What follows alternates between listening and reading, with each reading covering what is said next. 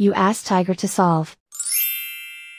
This deals with linear equations with one unknown.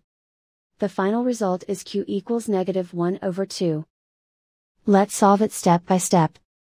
Group all q terms on the left side of the equation.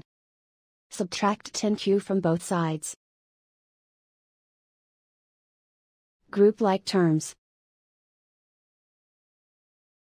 Simplify the arithmetic. Group like terms. Simplify the arithmetic.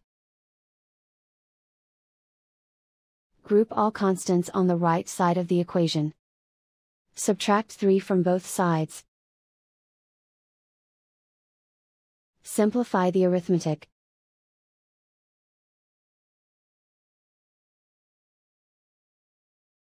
Isolate the q.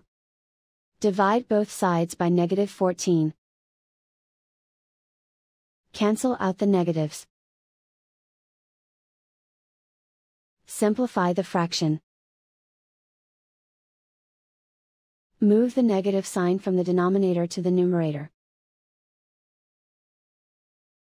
Find the greatest common factor of the numerator and denominator. Factor out and cancel the greatest common factor. And so the final result is q equals -1/2.